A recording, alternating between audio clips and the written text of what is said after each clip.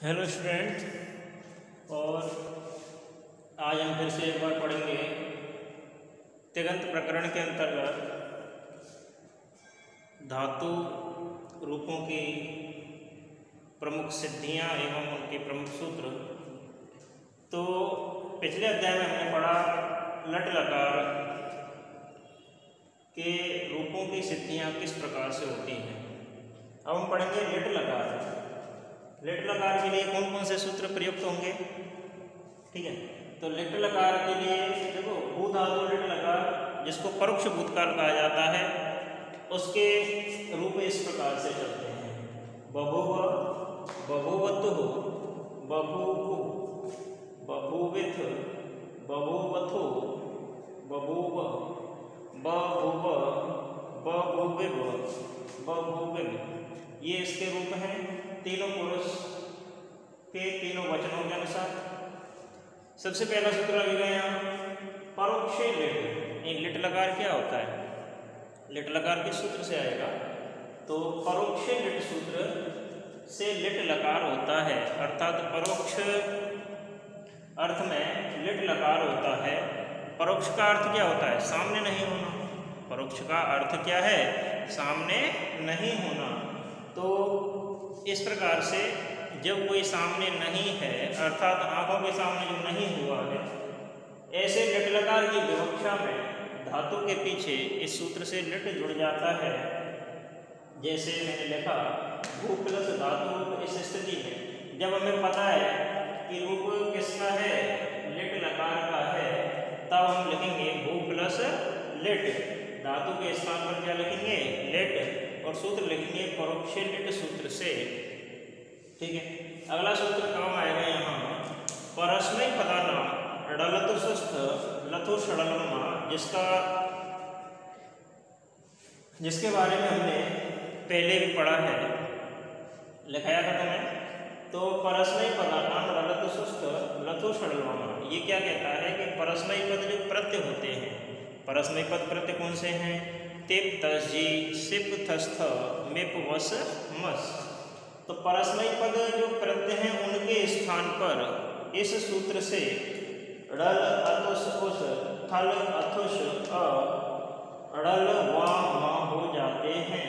यानी ये सूत्र क्या करता है कि परस्मै पद प्रत्ययों के स्थान पर, परस्मै पद प्रत्ययों के स्थान पर ड़ल अतुस उस थल अतुस ओस थल अतुस अ और ड़ल वा आदेश करता है। अर्थात जैसे ही हमें पता चलेगा ये रूप लिट लकार का है, तब हम तिप के स्थान पर क्या करेंगे? ड़ल कर देंगे। अगर तस है तो अतुस हो जाएगा, जी है तो उस हो जाएगा। सूत्र यही रहेगा। तो भू प्लस ड़ल परस्मै पदानां ड़लतु सुस्थ लथु षडलम्मा सूत्र से तिप के स्थान पर ड़ल आदेश हो जाता है। अगला सूत्र है भुवो बुक लुंग लेटो, ठीक है। भुवो बुक लुंग लेटो। तो देखो भुवो भुव है, वुग से तात्पर्य है वुग, लुंग का मतलब है लुंग लकार और लिट से तात्पर्य है लिट लकार।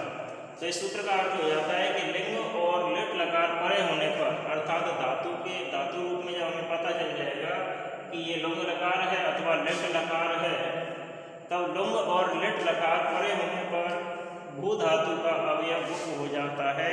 अर्थात इस सूत्र से धातु के पश्चात वुक का आगम होता है। तो जैसे लिख सकते हैं कि यदि भू धातु के पश्चात लुंग या लिट लकार हो तो बीच में वुक का आगम हो जाता है, ठीक है। अगला सूत्र है लिटि धातु अनभ्यासस्य। लिटि धातु अनभ्यासस्य। देखो यहाँ से जब हम करेंगे तो क्या होगा? धातु और प्लस अनभ्यासस्य। अनभ्यास का मतलब जिसका अभ्यास नहीं है, अभ्यास रहित धातु, ठीक है।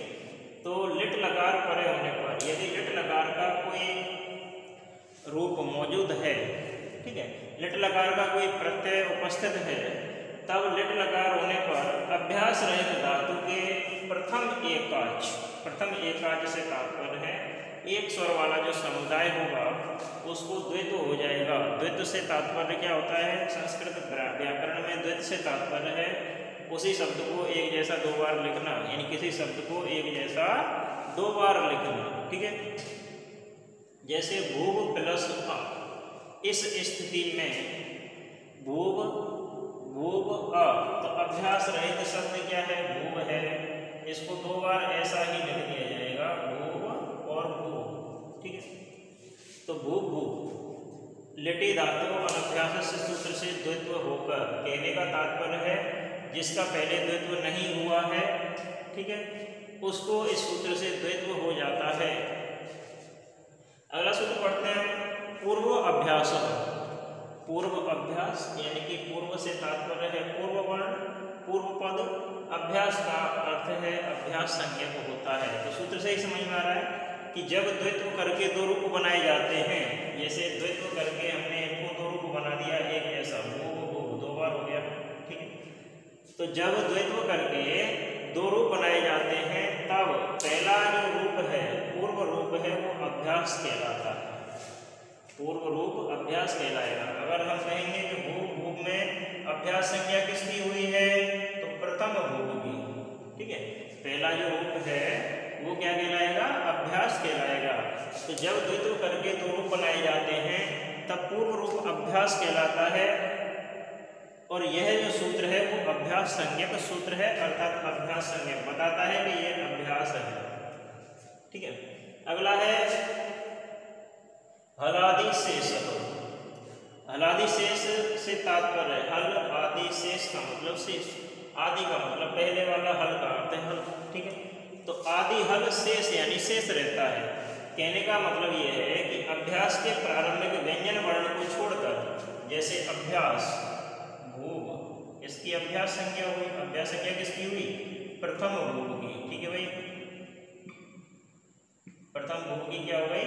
अभ्यास संज्ञा। तो ये सूत्र क्या कहता है कि अभ्यास के प्रारंभिक व्यंजन वर्ण को छोड़कर अन्य सभी व्यंजनों का लोप हो जाता है, अर्थात इसका पहला व्यंजन भा है।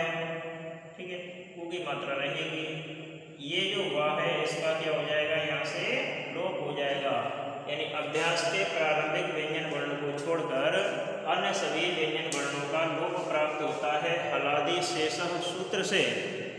ठीक है, आगे पढ़ते हैं हम अगला सूत्र।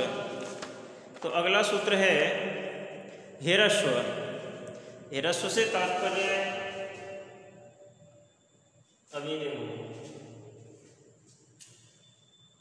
हेरस्व से तात्पर्य है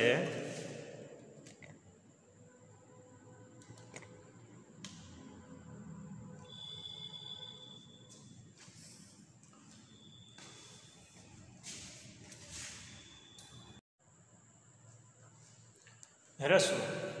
हेरस्व सूत्र अभ्यास संज्ञक धातु के दीर्घ स्वर को हेरस्व आदेश करता है, अर्थात जब किसी धातु की अभ्यास संज्ञा हो गई हो तो वह अभ्यास संज्ञक धातु का जो दीर्घ स्वर होगा उसके स्थान पर, दीर्घ स्वर के स्थान पर हेरस्व आदेश हेरस्व सूत्र से होता है। किंतु ध्यान रखने वाली बात यह है कि अलोअंत से परिभाषा के अनुसार, अलोअंत से परिभाषा के अनुसार यह आदेश अभ्यास के अंतिम स्वर के स्थान पर ही होता है। यह आदेश अभ्यास के अंतिम स्वर के स्थान पर ही होता है। जैसे मैंने देखा भू प्लस भूव प्लस अ, इस स्थिति में तो देखो इसकी अभ्यास संज्ञा हो गई है। अभ्यास संज्ञा हो जाने के बाद इस दीर्घ ऊ को, यानी दीर्घ स्वर को, अंतिम स्वर यही है अभ्यास संज्ञक का। ठीक है, पहला पद जो होगा द्वैत्व में से पहला पद क्या कहलाएगा? अभ्यास संज्ञक कहलाएगा। अभ्यास संज्ञक क्या है? इधर भू है, तो भू के इस ऊ को, दीर्घ ऊ को हेरस्व ऊ में परिवर्तित करने के लिए हेरस्व सूत्र का प्रयोग किया जाएगा। ठीक है, आगे है भवतेरह। भवतेरह सूत्र, ये सूत्र क्या कहता है कि भू धातु के हेरस्व उकार के स्थान पर, भू धातु के हेरस्व उकार के स्थान पर हेरस्व अकार हो जाता है, अर्थात जो हमने दीर्घ स्वर को क्या किया था, अभी ह्रस्व स्वर में बदला था, ह्रस्व स्वर में परिवर्तित किया था। इस ह्रस्व उकार को किसमें बदला था, दीर्घ उ को ह्रस्व उ में बदला था। इस ह्रस्व उकार को भी ह्रस्व अकार हो जाएगा, किस सूत्र से होगा, भवतेरह सूत्र से। तो ये सूत्र कहता है कि भू धातु के ह्रस्व उकार के स्थान पर ह्रस्व अकार हो जाता है, अर्थात जब लिट प्रत्यय परे विद्यमान हो। कहने का तात्पर्य है लिट लकार का कोई प्रत्यय धातु के पश्चात है, तब भू धातु जिसकी अभ्यास संज्ञा हो गई हो, उस अभ्यास को अकार आदेश हो जाता है। जैसे भू भूव अ, इस स्थिति में, ये जो स्थिति है वर्तमान स्थिति, उसके बाद ये स्थिति आएगी, ठीक है। तब इस स्थिति में क्या होगा, इस भू के स्थान पर यानी ह्रस्व उकार के स्थान पर ह्रस्व अकार आदेश हो जाएगा, और ह्रस्व अकार होने पर ये इस प्रकार से रहेगा, ठीक है। आगे चलते हैं, अभ्यास चर्च सूत्र। अभ्यास चर्च क्या कहता है कि अभ्यास संज्ञक जल प्रत्याहार के वर्णों को, अब देखो जल जस ये सारे प्रत्याहार आपने पढ़ चुके हैं, ठीक है। तो अभ्यास संज्ञक जल प्रत्याहार के वर्ण को चर प्रत्याहार हो जाता है, अर्थात जिसकी अभ्यास संज्ञा हो गई हो, ऐसे जल प्रत्याहार के वर्ण के स्थान पर चर प्रत्याहार आदेश करने के लिए अभ्यास चर्च सूत्र का प्रयोग किया जाता है। जैसे मैंने लिखा कि भ भू अ, इस प्रकार से, क्योंकि हमें जो सूत्र सिद्धि करनी है वो किसकी करनी है, ब भू की करनी है, किसकी करनी है, ब भू ब, ठीक है। तो इस बा को बा में परिवर्तित करने के लिए अभ्यास चर्च सूत्र का प्रयोग किया जाएगा। तो बा के स्थान पर बा, भू को भू ही रहेगा, आ के स्थान पर ह्रस्व आ ही रहेगा। सूत्र लगेंगे अभ्यास चर्च सूत्र से झल प्रत्याहार, यानी कि झल भा के स्थान पर चर भा आदेश होने पर, ठीक है। लेकिन ये भी कब होगा, अभ्यास चर्च सूत्र कब काम में लिया जाएगा, जब अभ्यास संज्ञा हो गई हो तब, ठीक है। अगला सूत्र चलते हैं लिट च सूत्र। लिट च का अर्थ होता है और लिट का मतलब लिट लगा। अब देखो ये आधा रह गया, ठीक है। तो इसको पूर्ण करने के लिए लिखा कि लिट आर्ध धातुक संज्ञक होता है। जैसे लिट लकार हमने क्या किया था, सार्वधातुक, इसी प्रकार से लिट लकार क्या होगा, आर्ध धातुक संज्ञक होगा। तो कहने का तात्पर्य है कि लिट आर्ध धातुक संज्ञक होते हैं। इस सूत्र से लिट के स्थान पर होने वाले तिप आदि की आर्ध धातुक संज्ञा होती है। कहने का तात्पर्य क्या है, तिप्तजी सिप्तस्त मिप वसमस, जिनकी लिट लकार में कौन सी संज्ञा हुई, सार्वधातुक संज्ञा हुई, उन्हीं की लिट लकार में कौन सी संज्ञा होगी, आर्ध धातुक संज्ञा होगी। यदि आपसे पूछा जाता है कि आर्ध धातुक संज्ञा विधायक सूत्र कौन सा है, तो लिट के सूत्र आर्ध धातुक संज्ञा विधायक सूत्र है। तो ब भूव अ, इस स्थिति में ब भूव अ हमने क्या किया, इसको केवल आर्ध धातुक संज्ञा कर दिया है और कुछ नहीं किया है, ठीक है भाई। अगला सूत्र है आर्ध धातुक संज्ञा वलादे। तो वलादे, वलादे से तात्पर्य है वल आदि। वल क्या है, वल प्रत्याहार है, वल क्या है, वल प्रत्याहार है। तो वल आदि आर्ध धातुक से माने आर्ध धातु का अवयव इड इट हो जाता है। इड इड से तात्पर्य है इट हो जाता है। तो इस सूत्र को सही से परिभाषित करना है तो हम लिखेंगे कि आर्ध धातुक वल आदि प्रत्यय परे विद्यमान होने पर, यानी आर्ध धातु का वल आदि प्रत्यय यदि परे विद्यमान है तो इस सूत्र से इट का आगम हो जाता है। जैसे हमें सूत्र सिद्धि करनी है बहुविध की, बहुविध एक शब्द है इसमें, तो बहुविध को जब सिद्ध करेंगे तो इधर हमें ए की आवश्यकता होगी और ए के लिए हमें किसका आगम करना होगा, इट का आगम करना होगा, ठीक है भाई। तो सूत्र क्या कहता है कि आर्ध धातुक वल आदि प्रत्यय परे विद्यमान होने पर, आर्ध धातुक प्रत्यय कौन सा प्रत्यय, वल आदि। तो वल आदि आर्ध धातुक प्रत्यय परे विद्यमान हो तब इस सूत्र से इट का आगम हो जाता है। दोबारा समझना है, वल आदि, वल आदि से तात्पर्य है वल आदि प्रत्याहार। आर्ध धातुक से का अर्थ है आर्ध धातु का अवयव। इट से तात्पर्य है इट हो जाता है, लेकिन कब होगा, जब आर्ध धातु बल आदि प्रत्यय धातु के बाद में विद्यमान है, धातु के पश्चात विद्यमान है, तब इस सूत्र से इट का आगम हो जाता है। अब देखो बल प्रत्याहार, बल प्रत्याहार में कौन कौन से वर्ण आते हैं? तो सभी वर्गों के सभी पांचों वर्ण, कहने का मतलब प्रत्येक वर्ग का पहला, दूसरा, तीसरा, चौथा और पांचवा वर्ण बल प्रत्याहार के अंतर्गत आता है। इसके अलावा र, ल, व, स, श, ह ये समस्त वर्ण किसमें आते हैं? बल प्रत्याहार में आते हैं। पूछा भी जा सकता है आपसे बल प्रत्याहार में कौन कौन से वर्ण समाहित हैं, बल प्रत्याहार में कौन कौन से वर्ण आते हैं? तो बल प्रत्याहार से तात्पर्य है प्रत्येक वर्ग का प्रथम, द्वितीय, तृतीय, चतुर्थ एवं पंचम अक्षर र, ल, व, स, श, ह। तो कहने का तात्पर्य है जब हमें एक ही आवश्यकता होगी तो एक ही आवश्यकता के लिए हमें किसकी आवश्यकता होगी? इट का आगम करना होगा। जैसे तुम्हें धातुएं पढ़ाई गई थी ना, सेट, वेट और अनिट 3 प्रकार की होती हैं। सेट जहाँ इट सहित यानी इट का आगम होता है, व इट जहाँ इट किससे आता है? विकल्प से आता है, और अनिट जहाँ इट होता ही नहीं है। ठीक है, तो भू प्लस थ, इस स्थिति में भू प्लस इट प्लस थ आर धातु का शब्दावलादि सूत्र से किसका आगम होगा? इट का आगम होगा धातु के तुरंत बाद में। ठीक है भाई, तो हमें आगे के सूत्रों को याद रखते हुए पिछले सूत्र याद करने हैं। आगे के सूत्र जब हमें याद होंगे तब ही हम आगे का कार्य सही से कर पाएंगे, अन्यथा हमारे पढ़ने से कोई फायदा नहीं होगा।